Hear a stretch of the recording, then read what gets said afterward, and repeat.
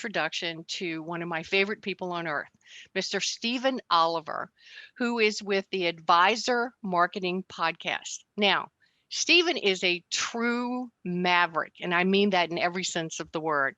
Not only in our business, but I have to tell you, his clients universally love him, and they grow at rates that they wouldn't believe it's possible.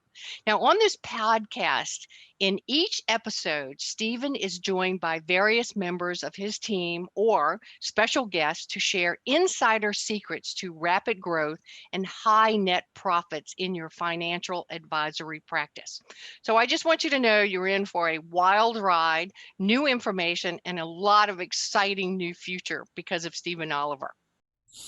Hello again, Stephen Oliver, founder CEO of Advisor Wealth Mastery, with my special guest and former world kickboxing champion, among many other things, business trainer, coach, sales coach, management consultant, and we can keep going on the list for 50 years now as well.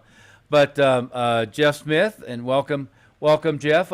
We were having a long conversation, and as usual, we should have just recorded the conversation we were having prior to the recording, and we could have done it once rather than twice here. But let me set the premise here. Is most financial advisors, from my standpoint, are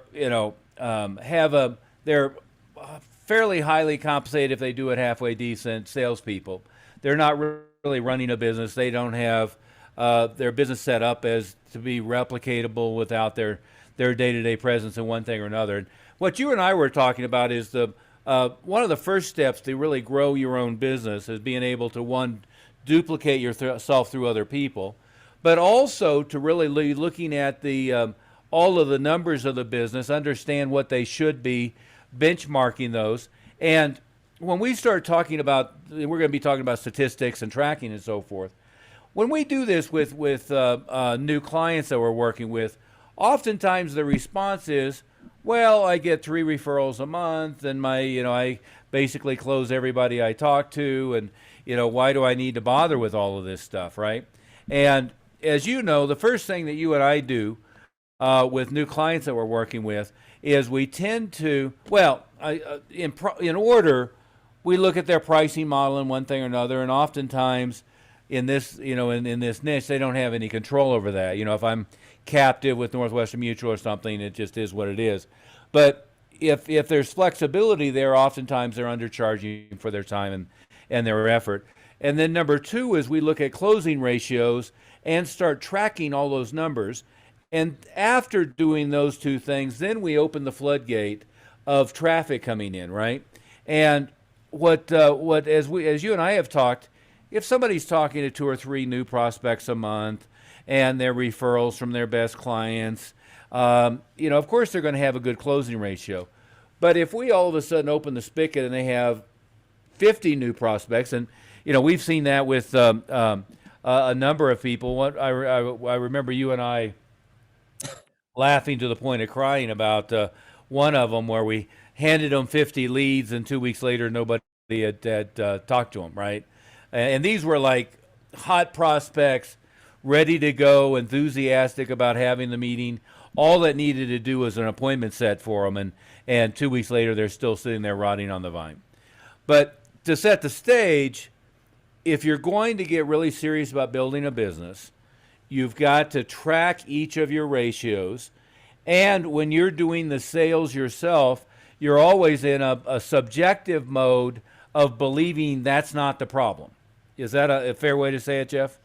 And I tell you, that's so true. But what a lot of people miss when they keep statistics, they just think, well, I'm doing everything I can, marketing wise. I'm talking to as many as I can, and I sign up as many as I can. They don't have specific goals. They don't have specific targets that they're working towards. They have no way to measure how good they're actually doing. Oh, absolutely. So that's why for marketing is just as important. If we don't have a way of tracking our sources of these new leads, And we don't have a way then to see how many of those leads we get actually make an appointment. How many of those actually do we get to talk with on a discovery meeting, or going over their numbers that they supply us? It's so critical in closing the sale to have all of that information. And when you keep those kind of statistics, then you've got to start looking at them. You're like in marketing, you'll start seeing where most of your leads are coming from. And then you can see, well, what is a normal ratio? How many should I be getting? Am I doing something wrong? So they're not making an appointment? Am I getting back to them soon enough? Sometimes when somebody gets a lead, they don't follow up to make an appointment till much later. And we know that as that clock ticks past that lead and you get back to them, the less chance there is of making an appointment. So time is a very critical factor in that too. Absolutely. Well, and let's I guess define terms. When we're doing all of the marketing activity, we know that each source of a lead is likely going to have a different closing ratio. And I've had a number of advisors parrot back to me industry norm, which industry norm is Jeff, we were talking about this earlier, 10-3-1, 10 qualified prospects leads to 3 meetings, leads to 1 sale. And, from standpoint of you and I looking at this, those don't sound like very good closing ratios, right? But 2 is it oversimplifies it. Is depending upon what the source of that lead was, that's going to have a big impact on the closing ratio, and the level of qualification of the lead is going to have a big impact on the closing ratio. And so when we start looking at, again, keeping statistics on processes all the way through, it always goes back to, for instance, if we're doing Facebook advertising, well, or direct mail advertising, people parrot back to me, well, so many people saw it. Well, for you and I, we don't really care about that, right? What we care about is people who clicked on the ads. Of the people who clicked on the ads, how many of them completed a form? How many of those who completed a form were qualified? Because really the others aren't very valuable to us. So how many of those were qualified? Of those qualified leads that we got, how many of them did we convert to an initial appointment, right? And then how many of those initial appointments ended up showing up? And how many of those that showed up ended up converting to a client, right? And when you're doing a multi-step process, as most advisors are, is you're meeting with them to begin with to figure out if they're qualified. Then you're having them bring a lot of information, all their financial information, one thing or another. My argument is once they bother to put all that stuff together and come down and meet with you, you have to be a fool to not close that sale, right? That's a pretty good buying signal all the way through. But we want to move it back to from each source. What's the mechanism? Is it a click, filling out a form, scheduling an appointment? But we know how many people attended, how many of them raised their hand, how many of those that raised their hand were qualified, because that'll determine the mailing list on direct mail, that'll determine the targeting on Facebook, that'll determine the targeting on LinkedIn, etc. That'll determine the audience that you're speaking to. I've gotten in front of 2,000 people before to find out they weren't qualified, right? Jeff, that's the Atlantic City event, among other things. I comment to you, yeah, but there's 2,000 people in the room. I said, I've never seen a wider variety of broke people in my life. So you want to make sure that you're tracking of each one of those events, not just how many leads you generated, but how many of those were qualified, how many of them made an appointment, how many of them you met with, how many of them went to the next step of bringing all the information to you, then how many of you closed. And you can't replicate yourself until you know those benchmarks.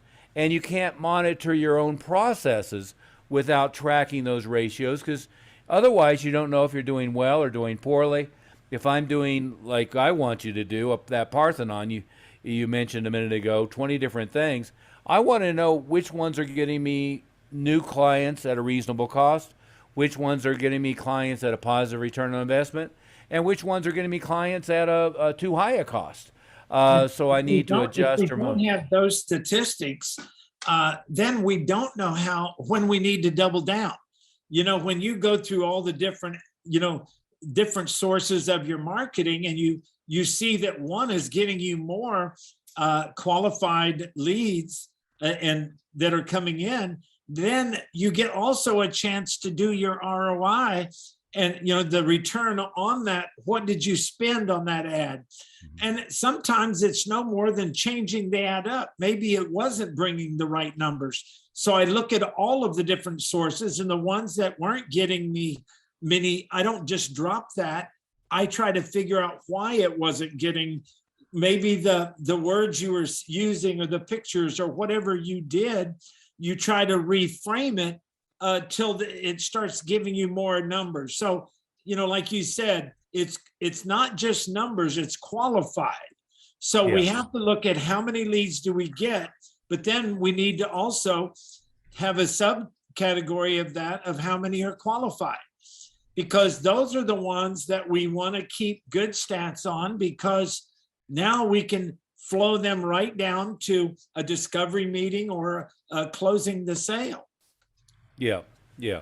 And again, when we look at the numbers, and what we see is the conversion to client, the conversion to appointment, the conversion to first meeting, whatever it is, where we see those numbers are off, right? Too low, for instance, is there's a checklist we can go through at each stage to figure out, why are your numbers bad, right? And in that first meeting, to come to that second meeting, there's a clear diagnosis, but let's kind of work our way backwards on the checklist. So if I have number one, let's say it's a LinkedIn or a Facebook opt-in on a landing page. Well, if I have a low conversion to appointment, typically what I know is, one, I didn't have my staff member, whoever it is, I didn't have somebody doing an initial outbound call quickly enough, right? So let's say what most people do is once or twice a day somebody checks their incoming email and they see that there's a new lead. And so if it's late in the afternoon, maybe they wait till tomorrow morning. And then tomorrow morning is the first time they try to contact that person. Well, we've seen data that shows you're as much as 200 times more likely to get an appointment if the outbound call is initiated while they're looking at the web page or while they're looking at the landing form, right? Waiting even 2 or 3 hours later dramatically diminishes it.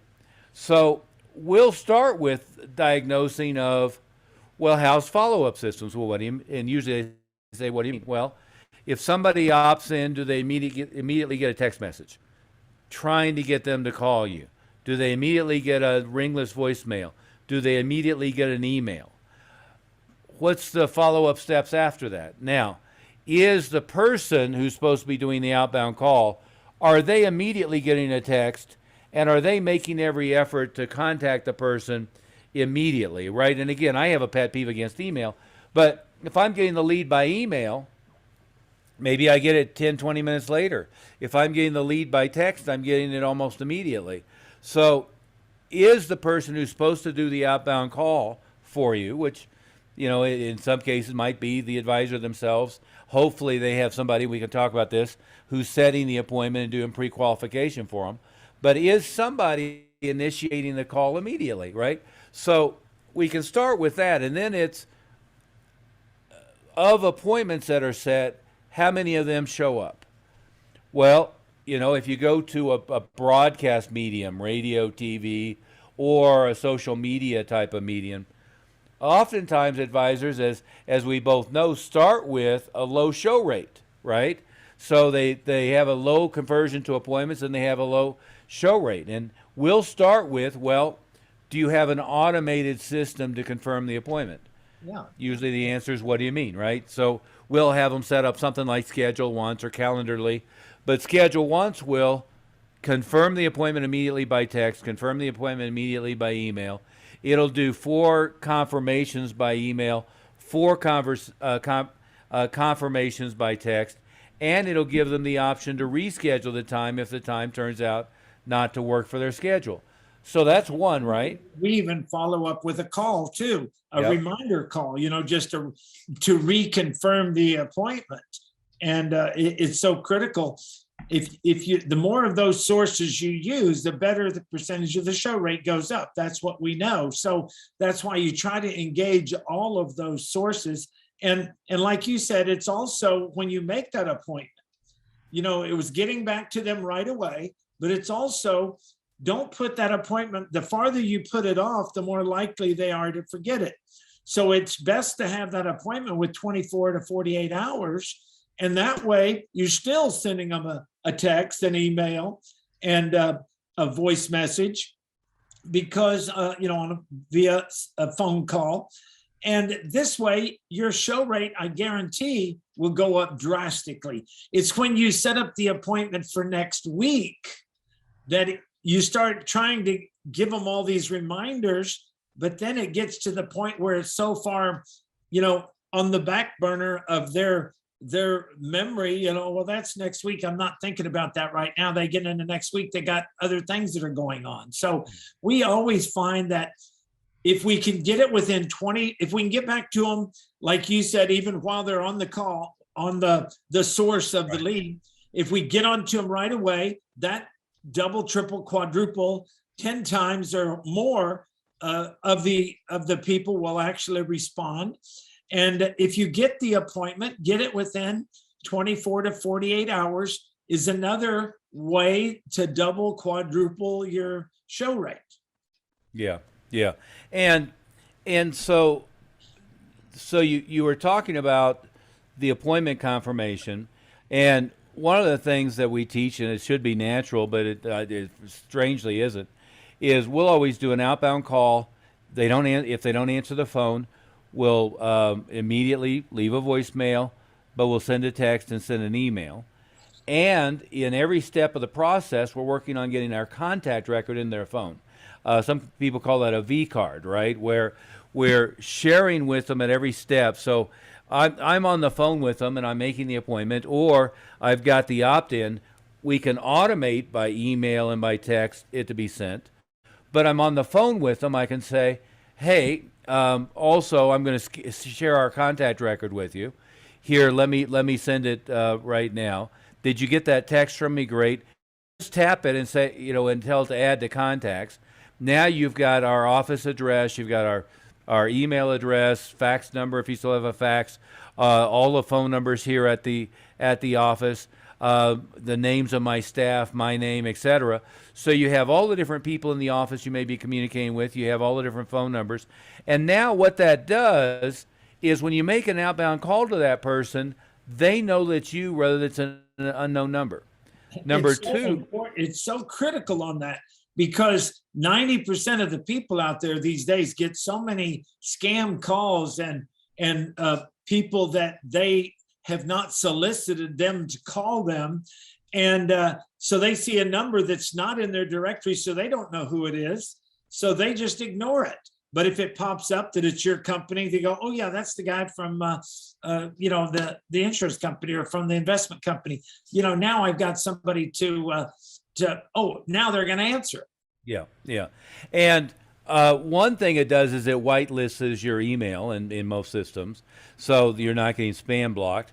Number two, as you said, it recognizes caller ID, so they know who it is. It's so important to do that, and like you said, I've got the latest iPhone, as you do, Jeff, and my phone doesn't ring if it's an unknown number. My text messages from an unknown contact go in a completely different place. Whereas I hell, I don't look at email or text, damn near anything. So I'll just never see it if it's from an unknown source, right? I had the heating repair guys here, and I have to worry about that because it's like, oh, okay, I better turn that stuff off for a minute or two so the tech does not show because I ignored them. And I even did that when I had, so, I just had the heating and air conditioning guy come. We had a new washer and dryer put in and a dishwasher. And when they were doing that, the people that were coming, when I got their number, the first thing I did is I went in and put it in my directory and put their name on it. So now when they called me, I knew, because they wanted to call to say, we'll be there in 30 minutes or whatever.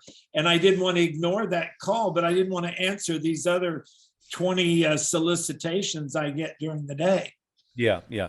And see, that's so important because, again, you can waste your time trying to call a cold list. But nowadays, as the world has all shifted to most of the numbers you're going to have are going to be mobile, right? They're going to be cell phones. And people just don't answer unknown numbers.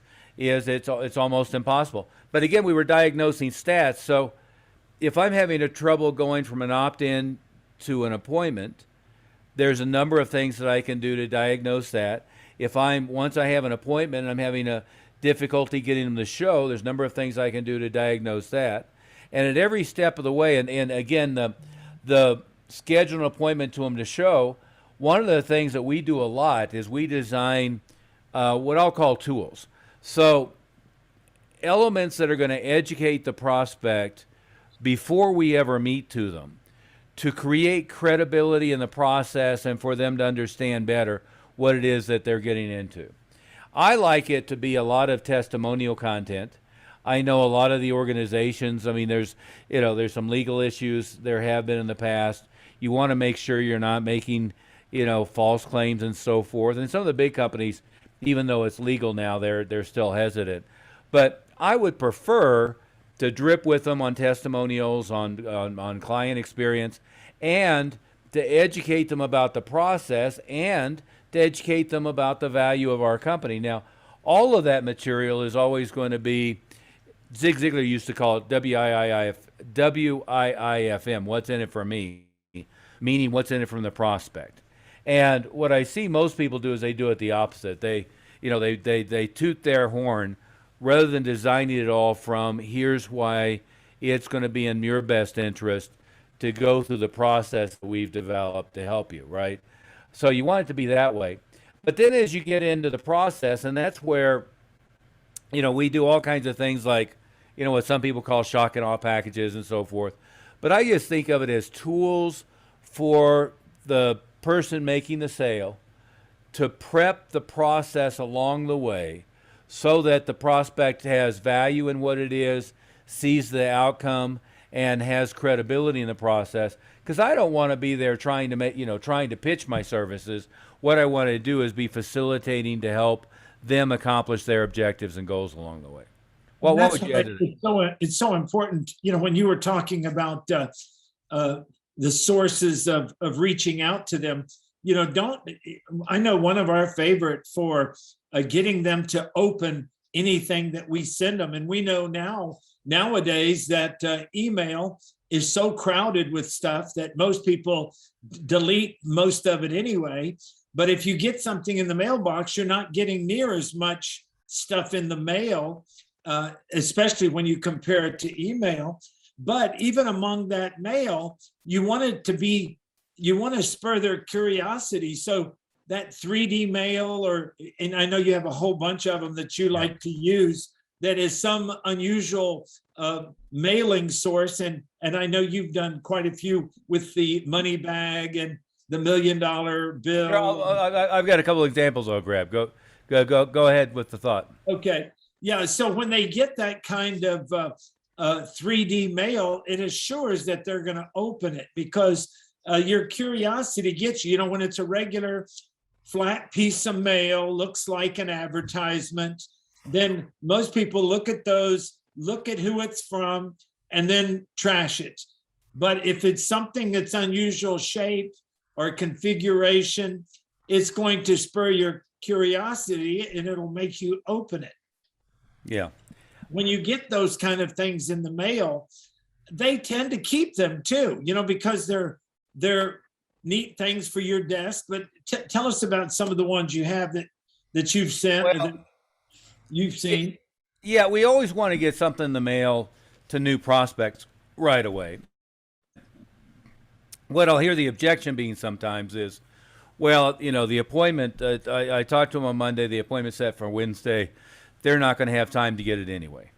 Well, number one is if they reschedule the appointment or they don't show up for the appointment, they're obviously going to have time to get Which it. is for most people, it's a big, at least a 50% show rate is not doing bad. So now that other 50% is going to get something to remind them, but most people don't even have that good a show rate. Yeah. Well, let me get you. I just got a bunch of this stuff sprinkled around my desk here, but two or three ideas. Here's a mutual friend of ours business card, right? This was printed on a poker chip. I've seen it. Same thing done on a metal, like a bronze medal. Here's another card that we send that's actually a thumb drive with a bunch of video content, right? We'll have a personal note card go out, but here's the cover of my own personal note card, right? With the hair pulling out. So it's, what most people would do, even if they did a personal note card, it'll be like the embossed company logo, or it'll be, they're sitting behind an oak desk in If they see that picture, the first thing they're going to say, why is he pulling out his hair? Yeah. And But- then but you open it up and you Here's a mailer that we did, but you notice it's in a bank bag, right? The bank bag is the envelope, and then you put the letter and one thing or another in the bank bag, so nobody's going to get the bank bag in the mail. This one is printed, but it could be printed with your company name, or it could be printed some other way. But nobody's going to get that in the mail and not open it, right? And you were talking about the 3D mail. We've done mailers with it's a bottle, a message in a bottle, so the letter is stuck in the bottle. It's a clear bottle. We've done mailers with in an aspirin bottle and one thing or another. You remember we did the one in a big priority mail envelope. I don't think I have it here, but a big priority mail envelope that had a silver platter in it. Here's a friend of mine, David Phelps. His kind of shock and awe package to dentist comes in a priority mail with a copy of his book, a copy of testimonials, success stories, case studies, et cetera, et cetera, et cetera. And all impresses people tremendously. If they know you have a book, or they get a chance to see actual testimonials from clients, it goes a long ways.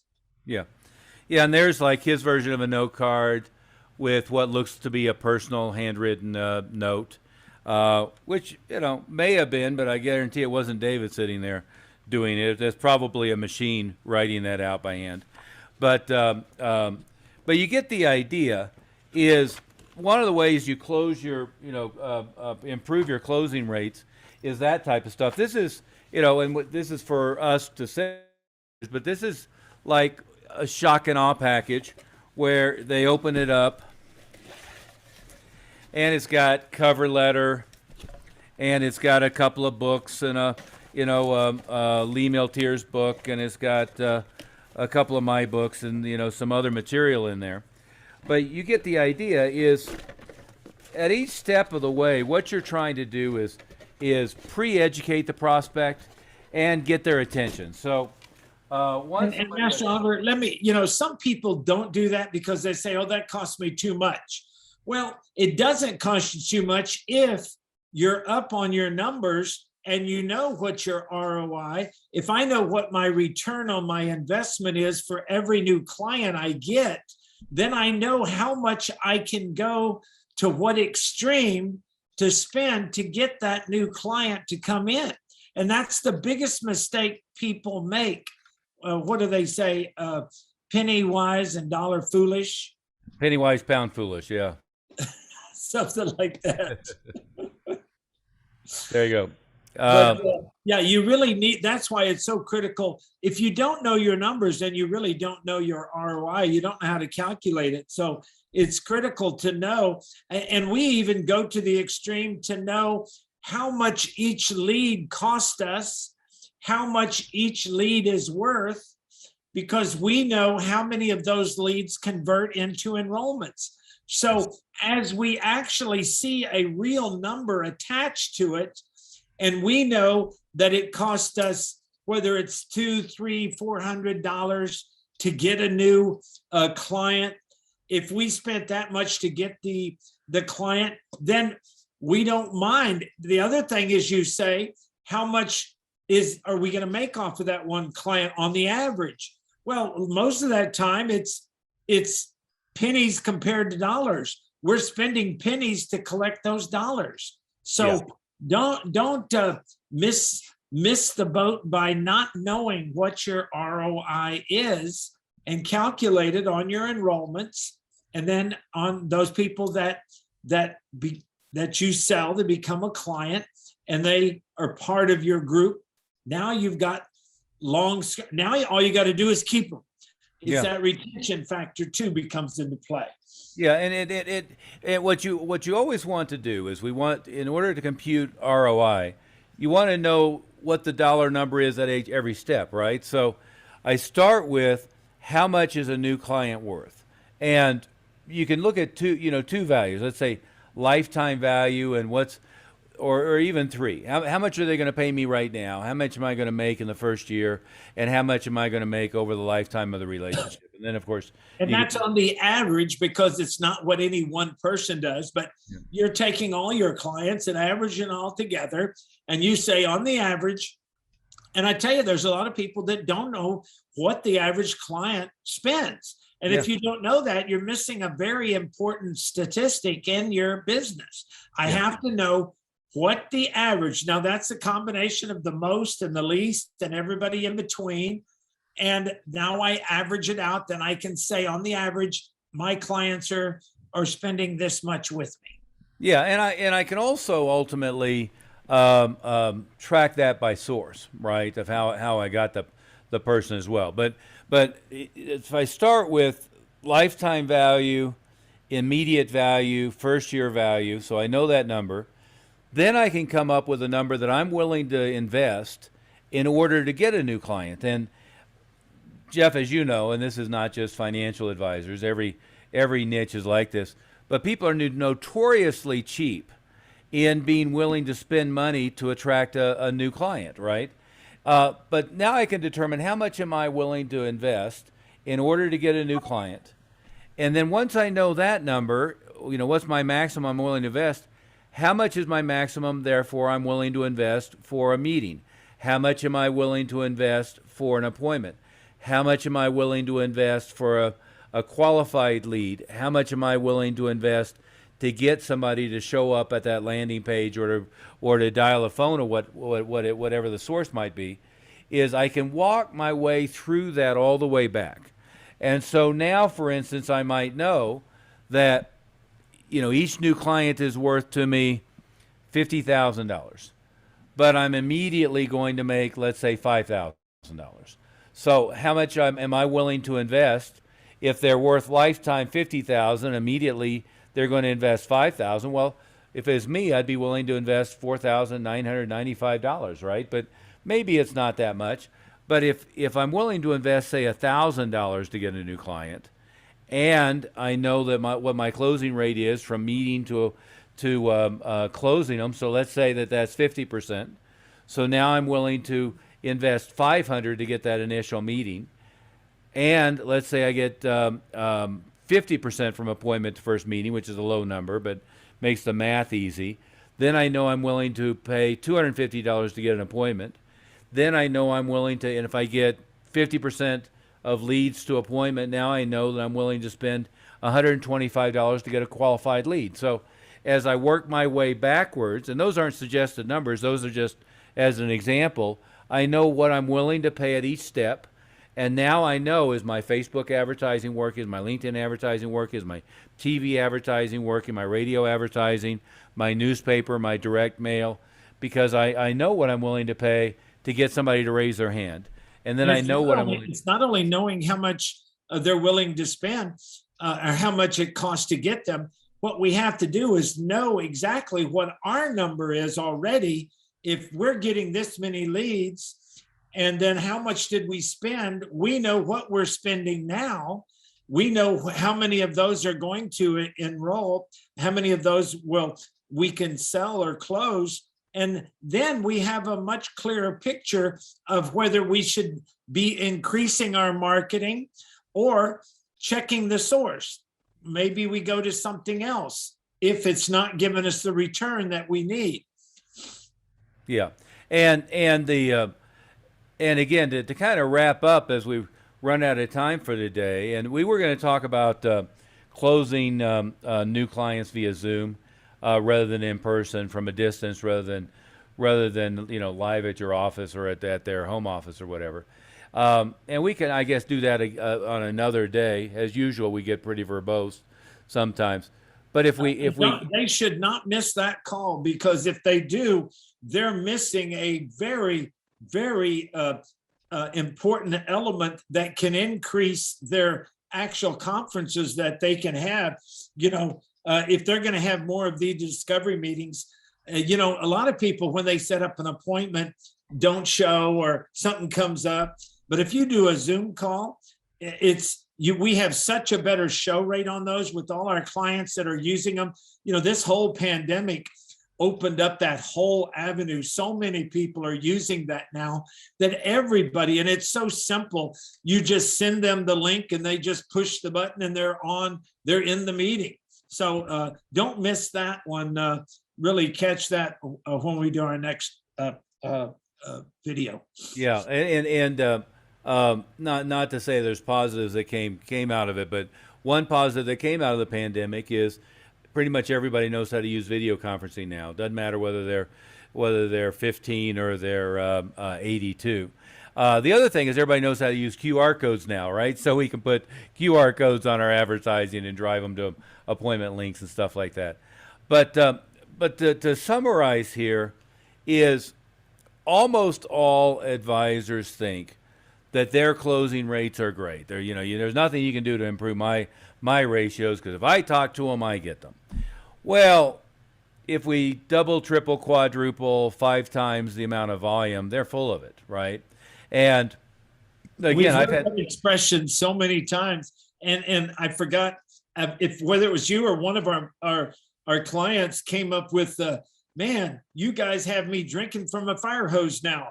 I'm getting so much traffic. I don't know how to handle it all. So it's another step in learning how to handle, anybody can handle 3 or 4 a week, but when you start getting 6 or 7 a day, now it takes a whole new skill set. Yeah. And skill set at managing staff, skill set at proper supervision, skill set of training them, a whole number of other things. Again, not fodder for today, but one is your subjective evaluation of how you are doing always is wrong. You need to have the numbers written down and need to know what your daily number was, what your week to date, what your month to date, what your quarter to date, what your year to date. How does that compare year over year? How does that compare with the benchmarks that we're providing you of what they should be? We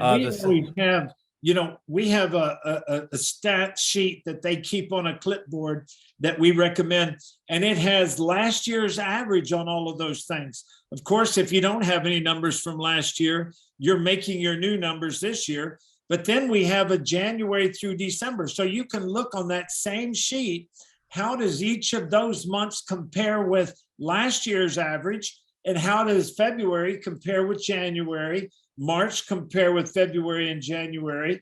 And then we'll get our first quarter numbers and then compare the first quarter with next month and the next quarter. And that's how you stay on track for growth, because you're either green and growing or you're ripe and rotting. So if your numbers aren't going up or they're flatlining, you're not going to get better. But if they are going down, at least you can see it and change it before the year gets by. Yeah, absolutely. Absolutely. But maybe we'll leave it there. But we need to always track each of your numbers. Then there are ways to fix those ratios all the way through. Sometimes they get fixed with tools, sometimes with automation, sometimes with better staff training systems, oftentimes with better follow-up systems. But then it's open the floodgate and drive more traffic in. And once you drive that more traffic, you'll also distinguish between qualified and unqualified traffic. So obviously we don't want more unqualified. We want it to all be qualified. So we can start differentiating that. The other thing I see, Jeff, is most of these advisors, and this is again an aside, but most of the guys haven't figured out that they shouldn't be making all of the initial contacts, right? As you know, in all of the comparable businesses, like for our business, we have two appointment setters. In essence, we have Bob Dunn and we have Mindy Godfrey, and I never talk to anybody when they first raise their hand and get on our list. I don't care if it's a referral or whatever it is. You don't either, right? We'll have a process where, it'll go from Mindy to Greg, maybe to me. Then it'll go from Bob to you, then to me. But before they get to you, they've been pre-qualified. He's gone through a checklist. He's giving them assignments and things to watch and this read. is stuff for when we're talking about when you're drinking from a fire hose. You don't have time to have a lengthy discussion with every one of these people, but you do need to have that conversation with those that are qualified. Yeah. And so you need that first line of defense to separate the qualified from the non-qualified. And the truly interested from the ones that are, maybe interested in 6 months or 12 months. Now, we call them tire kickers, right? Yeah. Yeah. But, well, on that note, we'll call it a day. Hopefully everybody found all this very valuable. And I'll remind you can go to Advisor Wealth Mastery and get a big packet of a free marketing kit, free big packet. In fact, I just showed it to you a few minutes ago. We'd love for you to take advantage of that and love to talk to you more directly. That has all of our phone numbers in it and so forth, and we can schedule a time to answer any questions you have. And that ROI, don't forget it. If you don't know how much you're spending, I mean, you need to know how much advertising dollar I spent this month, how many leads, appointments, et cetera, down the line, how many new clients I got. Divide those numbers and then see what each one cost you individually. And now you have a better idea of whether you need to increase your spending or whether you need to get those numbers higher to make them more valuable. You bet.